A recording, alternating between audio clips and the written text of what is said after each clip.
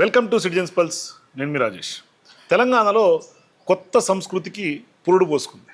అంటే ఇప్పటిదాకా ఎమ్మెల్యేల ఆఫీసుల మీద ఎమ్మెల్యేల మీద దాడులు చేయటం, మరోవైపు ప్రతిపక్ష నాయకుడిగా గత 10 ఏళ్ళు ముఖ్యమంత్రిగా చేసినటువంటి కేసీఆర్ గారి సొంత నియోజకవర్గమైనటువంటి గజ్వేల్లో ఆయన యొక్క ఎమ్మెల్యే క్యాంప్ ఆఫీస్ మీద దాడి చేయటం, అక్కడ సీఎం రేవంత్ రెడ్డి గారి యొక్క ఫోటో పెట్టినటువంటి పరిస్థితి. కాంగ్రెస్ పార్టీ కొంతమంది స్థానిక నాయకులందరూ వెళ్ళి ఒక వీరంగం సృష్టించినటువంటి నేపథ్యం.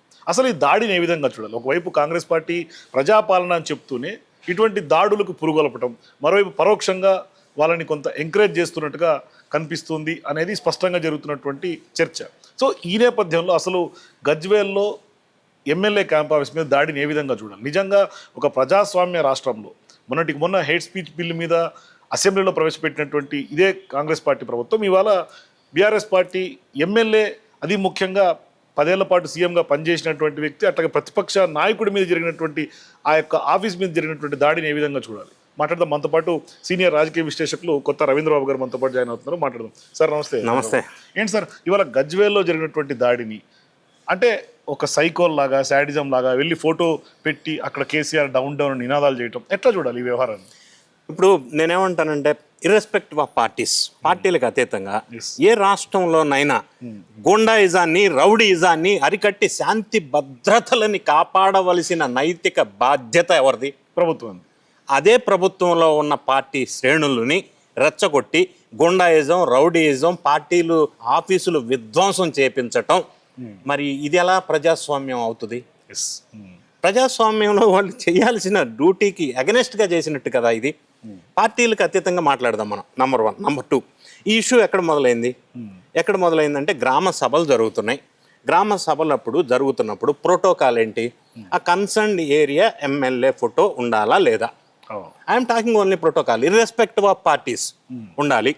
కానీ అక్కడ మరి కేసీఆర్ గారి ఫోటో, కానీ గతం నుంచి కూడా కాంగ్రెస్ పార్టీ ప్రభుత్వం ఏర్పడిన తర్వాత నుంచి కూడా ప్రోటోకాల్ ఉల్లంఘన జరుగుతూనే ఉంది. ఎక్కడ కూడా ప్రోటోకాల్ ఉల్లంఘన జరగకుండా చూడవలసిన బాధ్యత ఎవరిది?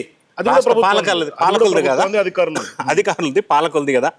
మరి ప్రోటోకాల్ ఉల్లంఘన జరిగినప్పుడు దాన్ని సరిచేసి ఇటువంటి గుండాలు అంటే దౌర్జన్యాలు, దాడులు జరగకుండా చూడవలసిన బాధ్యత ఉన్న ప్రభుత్వ అధినాయకులు ప్రోద్బలంతో, ప్రోత్సాహంతో ఈ విధంగా దాడులు చేపించడం అనేది ఒక సామాన్య ఓటర్గా, సామాన్య ప్రజలుగా ఎవ్వరూ యాక్సెప్ట్ చేయరు. అది పార్టీలతో సంబంధం లేదు. నంబర్ 1, ప్రోటోకాల్ ఉల్లంఘన జరిగింది, మరి అది సరి చేసుకునే ప్రయత్నం చేశారా? దాన్ని, ఆ ఉల్లంఘనని సమర్థించుకునే ప్రయత్నం ఏ ప్రభుత్వం అయినా చేయవచ్చునా? రెక్టిఫై చేసుకోవాలి కదా. మిస్టేక్ జరిగిందని అనుకుందాం, రెక్టిఫై చేసుకోవాలా? ఒకటి. రెండోది, ఇక్కడ ఈ క్యాంప్ ఆఫీస్, ఎమ్మెల్యే గారి క్యాంప్ ఆఫీస్ మీద దాడి, దౌర్జన్యం, గూండాయిజం, రౌడీయిజం ఎందుకు జరిగింది? అద్దాలు పగలగొట్టి ఎందుకు? వాళ్ళు చెప్తున్న విషయం మీడియా ద్వారా మనకు వచ్చిన సమాచారం ఏంటంటే అది ఎమ్మెల్యే గారి క్యాంప్ ఆఫీసు, ఆయన క్యాంప్ ఆఫీసుకు రావటం లేదు, అందుకని క్యాంప్ ఆఫీస్ ఇక్కడ ఉండటానికి వీల్లేదు, విధ్వంసం చేస్తాం, పగలగొడతాం అంటే. ఒక ఎమ్మెల్యే క్యాంప్ ఆఫీస్కి ఎమ్మెల్యే రాకపోతే ఆ క్యాంప్ ఆఫీస్ని పగలగొడతారా? నా నెక్స్ట్ క్వశ్చన్, ఇప్పుడు కేసీఆర్ గారు ప్రతిపక్ష నాయకులు, ఆయన అసెంబ్లీకి వెళ్ళట్లా, కారణాలు ఏదన్నా కానీ అది డిఫరెంట్ సబ్జెక్ట్. ఇప్పుడు మన అసెంబ్లీ పగలగొడతారా ఏంటి? ఆయన రాకపోతే అసెంబ్లీ పగలగొడతారా? అంటే ఆయన ఆఫీసుకు రావట్లేదని ఆఫీస్ పగలగొట్టడం ఏంటి? ప్రోటోకాల్ ఉల్లంఘన జరిగితే దాన్ని సవరించుకోవాల్సింది పోయి మరి ఇంకా రెచ్చగొట్టే ప్రయత్నం చేయటం ఏంటి?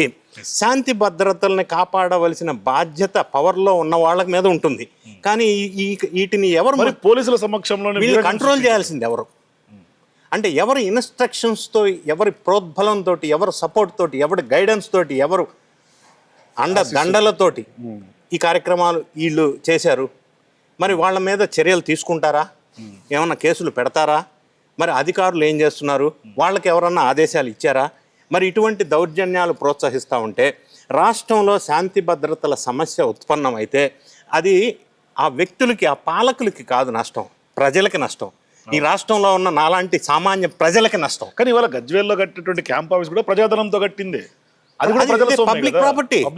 It is not KCR own property, it is a public property. Public property మీద విధ్వంసం చేస్తే అది శిక్షార్హమైన నేరం.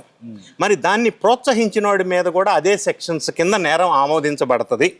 మరి ఇవన్నీ తెలిసి శాంతి భద్రతలను కంట్రోల్ చేయవలసిన వాళ్ళే ఈ విధంగా చేస్తే రాష్ట్రానికి రావాల్సిన పెట్టుబడుల మీద దీని ఇంపాక్ట్ ఉండదా? అంటే అంటే ప్రతిపక్ష నాయకులకే భద్రత లేకపోతే సామాన్యుడి పరిస్థితి అంటే ఏంటి? వేరే రాష్ట్రం తెలంగాణలో వాళ్ళు, ఉన్నటువంటి సామాన్యుడి వేరే పరిస్థితి రాష్ట్రాల వాళ్ళు, ఇన్వెస్టర్స్, ఇండస్ట్రియలిస్టులు లేదా కామన్ పీపుల్ దీన్ని ఏ విధంగా చూసుకుంటారు? అంటే జనాన్ని భయపెట్టి ఒక వర్గం వాళ్ళని లేదా ఒక పార్టీకి సంబంధించిన వాళ్ళని ఇలా దాడులు చేయటం అనేది ఈ తెలంగాణ సంస్కృతి కాదు, ఏ రాష్ట్రంలో కూడా సంస్కృతి కాదు, కాకూడదు, కావద్దు, కాబోదు. అలా చేయటం వల్ల ఎవరికి నష్టం జరుగుతుంది అంటే పాలకులకే నష్టం అంటే జరుగుతుంది. కాదు సార్, ఇక్కడ మరి దాడులకి ప్రోత్సహించిన తర్వాత ఇవాళ దాడి చేయటం వల్ల ఏం మెసేజ్ ఇద్దామని సభ్య సమాజానికో లేకుంటే ప్రజలకు ఏం చెప్దామని? అంటే అంటే వీళ్ళ అప్పర్ హ్యాండ్ చూపించుకుందామనా లేకుంటే ప్రభుత్వంలో అధికార దౌర్జన్యం అనుకోవాలి, ఎట్లా చూడాలి? అంటే అలా అనుకొని ఉంటే మరి ప్రభుత్వానికి లాస్ కదా అది. ఇప్పుడు అధికారంలో ఉండి నేను శాంతి భద్రతలను పరిరక్షిస్తాను, మత సామరస్యాన్ని కాపాడుతాను అని ప్రతిజ్ఞ చేసి అధికారంలోకి వచ్చిన వాళ్ళు వేరే పార్టీ కావచ్చు, ప్రతిపక్షం కావచ్చు, నాకు ఇష్టం లేని పార్టీ కావచ్చు, ఆయన ఆఫీసుకి రాకపోయి ఉండవచ్చు, అన్నీ డిఫరెంట్, అన్నీ కరెక్టే కావచ్చు. కానీ దాడులు అనేది ఎలా పరిష్కారం? దాన్ని అసలు ప్రోత్సహిస్తే కదా వాళ్ళు చేసింది, ప్రోత్సహించకపోతే చేయరు కదా.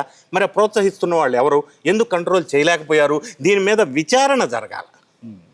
ఎవరు బాధ్యులో వాళ్ళ మీద కఠిన చర్యలు తీసుకుంటే ప్రభుత్వం నిజాయితీగా ఉన్నది అన్న విషయం పబ్లిక్లోకి వెళ్ళాలి. అలా వదిలేయటం వల్ల ప్రభుత్వమే చేపిస్తుంది అన్న ఒక మెసేజ్ వెళ్తే ప్రభుత్వానికి చెడ్డ పేరు వస్తుంది, సామాన్య ప్రజల్లో నెగిటివ్ వస్తుంది. ఆల్రెడీ ప్రజల్లో పేదల ఇళ్ళు కూలుస్తున్నారన్న ఒక వ్యతిరేకత భారీగా రోజు రోజుకి పెరుగుతున్న నేపథ్యం. ఆ కూల్చివేతల వ్యతిరేకత ఎక్కడికి దారి తీసిందంటే లాస్ట్కి ఇవాళ జేసీబీని తిరిగి పంపించేస్తారు. ఇవాళ ఓల్డ్ సిటీలో పరిస్థితి, ఇవాళ సికింద్రాబాద్ మోండా మార్కెట్ అంటే ఇవన్నిటికి కూడా చారిత్ర కలిగినటువంటి మార్కెట్లు. ఓల్డ్ సిటీలో మనం హైకోర్టుకి వెళ్ళే రూట్లో ఉన్నటువంటి ఆ షాపులైనా వాళ్ళు పూట గడుపుకొని రోజు దినదినం కష్టపడి పని చేసుకొని లేకుంటే అక్కడ షాపులు పెట్టుకొని వాళ్ళు ఏదో జీవనోపాధి పొందుతూ ఉంటే దాన్ని కూడా ఇవాళ జేసీబీలు తీసుకొచ్చి టైం లేకుండా శనివారం పూట నిర్దాక్షిణ్యంగా కొడితే అక్కడి తిప్పి పంపించేస్తారు. జేసీబీలు తిరగబడతారు, ధర్నాలు అవుతున్నాయి, ఉద్రిక్త వాతావరణం నెలకొంటుంది. ఏం జరుగుతుందో ఆ చిన్న ఉపాధి చేసుకొని బతుకుతున్న ఆ పేద ప్రజలు ఎవరైతే ఉన్నారో వాళ్ళకి ఉపాధి అవకాశాలు కల్పించవలసిన నైతిక బాధ్యత ప్రభుత్వానికి కాదా? ఇప్పుడు వాళ్ళని తీసేశారు, రోడ్డు మీద నుంచి బుల్డోజర్తో లేపేశారు, పంపించేశారు, మళ్ళీ షాపు కట్టుకోవాలంటే పంపించేశారు. మరి వాళ్ళకి జీవనోపాధి ఎవరు చూస్తారు? అది ప్రభుత్వాల బాధ్యత కాదా? బాధ్యతే కదా. వాళ్ళకి ఆల్టర్నేట్ ఏమి ఇచ్చారు? ఆల్టర్నేట్ ఇచ్చిన తర్వాత, ఆల్టర్నేట్ చూపించిన తర్వాత, వాళ్ళని కాన్ఫిడెన్స్లోకి తీసుకున్న తర్వాత, ఒప్పించిన తర్వాత నువ్వు ఏ ప్రాజెక్ట్ అన్నా టేకప్ చేయి, ఎవరు అభ్యంతరం చెప్పరు. ఈ దూకుడు వ్యవహారంలో ప్రజల్లో వ్యతిరేకత రాకుండా చూసుకోవాలా. ప్రధానంగా శాంతి భద్రతలు, ఇటువంటి అల్లర్లు, లొల్లి, గుండాయిజం, రౌడీయిజం అనేది రాష్ట్రానికి మంచిది కాదు. అంటే కాంగ్రెస్ పార్టీ నాయకులకు, ప్రభుత్వంలో ఉన్నటువంటి పెద్దలకు ఏమన్నా కొంత ఫ్రస్ట్రేషన్ ఏమన్నా ఉందనుకో. ఎందుకంటే గ్రామ సభల్లో ప్రజలు తిరగబడుతున్నారు, 6 గ్యారెంటీలు ఇవ్వలేదని క్వశ్చన్ చేస్తున్నారు. బీఆర్ఎస్ పార్టీ చాలా సక్సెస్ఫుల్గా ప్రతిపక్ష పాత్ర పోషిస్తోంది, ప్రభుత్వాన్ని ఉక్కిరిబిక్కిరి చేస్తుంది. ఇట్లా అంటే ఒకవైపు తిరుగుబాటు ఎదురవుతుంటే ఏమన్నా ఫ్రస్ట్రేషన్కి లోన్ అవుతున్నారా? ఆ మీద ఏమన్నా దాడులు జరుగుతున్నాయా? అంటే ప్రజల్లో వ్యతిరేకత ఉంది అన్నది ప్రభుత్వం గ్రహిస్తే ఫ్రస్ట్రేషన్కి లోనై ఇంకా వ్యతిరేకత పెంచుకునే ప్రయత్నం చేయటం అనేది ఎలా వ్యూహం అవుతుంది? దాన్ని తగ్గించడానికి మిటిగేషన్ ప్లాన్ ఏంటి? దీన్ని ఏం చేస్తే తగ్గుతుంది? అది కదా మెచ్యూరిటీ లీడర్. అసలు లీడర్ అంటే ఏంది? Who knows the way, goes the way and shows the way. నాకు మార్గం తెలిసి నేను వాళ్ళకి మార్గం చూపాలా. నేను వాళ్ళని రోడ్డు మీద పడేసి ఆల్టర్నేట్ ఇవ్వకపోతే నేనేం మార్గం చూపాను? నేను ఎదురు పార్టీని మీద గుండాయిజం చేస్తే నేనేం మార్గం చూపిస్తున్నాను? అది లీడర్షిప్, నాయకత్వ లక్షణం కాదు కదా. ఆ పార్టీలు ఏదైనా కావచ్చు, ప్రభుత్వాలు ఎవరైనా కావచ్చు, ప్రతిపక్షంలో ఎవరైనా ఉండొచ్చు. ఇవాళ వీళ్ళు ఉంటారు, రేపు ఇంకొకరు ఉంటారు. కానీ ఇటువంటి విషయాల విషయంలో జాగ్రత్తగా వ్యవహరించాల్సిన అవసరం అయితే ప్రతి పార్టీ మీద ఉంది. రేవంత్ రెడ్డి గారు మొదటి నుంచి కూడా బీఆర్ఎస్ పార్టీలో ఉన్నటువంటి నాయకత్వాన్ని, కేసీఆర్ గారిని, లేదంటే సిద్దిపేటలో ఉన్నటువంటి హరీష్ రావు గారిని, లేదంటే సిరిసిల్లలో కేటీఆర్ గారిని, ఈ ముగ్గురు టార్గెట్గానే ప్రతినిత్యం వాళ్ళని విమర్శించడం, ప్రతినిత్యం వాళ్ళని బూతులు తిట్టడం ఎట్లా చూడాలి సార్? అంటే వాళ్ళ టార్గెట్గానే పొలిటికల్ చేయడం. ఆఖరికి కేరళకు పోతే కూడా అక్కడ కూడా కేసీఆర్ గారు నామజపం చేస్తున్నారు అంటే ఎట్లా చూడాలి? అంటే ఏంటి అసలు?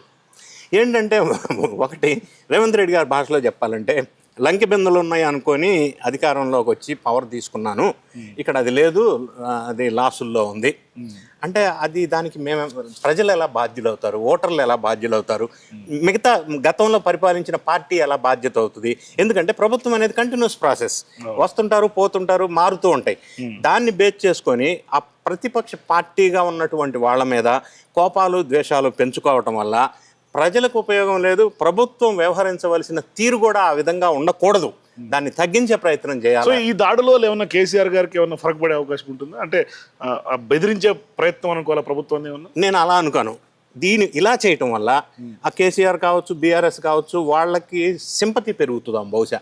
అరే ఇలా ఆఫీస్ మీద దాడి చేశారు, కరెక్ట్ కాదు కదా అన్న భావం వస్తుంది. అంటే అధికారం లేదని ఉద్దేశం అలా వస్తుంది, దౌర్జన్యం కింద అలా ప్రజలు కూడా వస్తుంది treat తప్ప వాళ్ళకి ప్రత్యేకంగా వచ్చిన నష్టం ఏముంటది? ఇలా చేయటం కరెక్ట్ కాదన్న ఫీలింగ్ ప్రజల్లో పెరగకుండా చూసుకోవాలి ఇప్పటికైనా, లేకపోతే ఇంకా ప్రమాదంలో పడతారు ఈ గవర్నమెంట్ అనేది సామాన్య ప్రజలు ఫీల్ అయ్యే అంశం. అది గ్రహించాలి, గ్రౌండ్ లెవెల్లో ఫీల్ ఏంది, పల్స్ ఏంది అనేది. దానికి అనుగుణంగా పరిపాలన చేయాల్సిన అవసరం ఉంది. అది పోయేసి ఈ రౌడీజం, గోండాయిజాలు అనేది కరెక్ట్ కానే కాదు, ఎవరు సమర్థించరు, నేనే కాదు, ఏ పార్టీ అయినా సరే.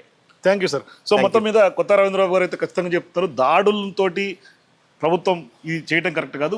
ఏ ప్రభుత్వం అయితే అధికారంలో ఉంటుందో వాళ్ళ బాధ్యత శాంతి భద్రతలైనా లేదా రక్షణ కల్పించటమైనా. సో ఖచ్చితంగా ఈ దాడిని కరెక్ట్ కాదు కాబట్టి ఖచ్చితంగా ఎవరైతే పురుగొల్పారో, ఎవరైతే ప్రోత్సహించారో వాళ్ళ మీద నిర్దాక్షిణ్యంగా ఖచ్చితంగా కేసులు కట్టి విచారణ జరిపి పూర్తి స్థాయిలో దీన్ని కొంత ఏం జరుగుతుందో భవిష్యత్తులో కూడా దాడులకు ఎంకరేజ్ చేయకుండా, దాడులు జరగకుండా చూసుకోవాల్సినటువంటి బాధ్యత కూడా ప్రభుత్వం మీద ఉందంటున్నారు. చూద్దాం ఏం జరగబోతుంది. సో మీరు కూడా కేసీఆర్ గారి ఆఫీస్ మీద దాడిని ఏ విధంగా పరిగణిస్తారు? మీ అభిప్రాయాల కింద నాకు కామెంట్స్లో చెప్పండి. For more videos please watch citizens pulse.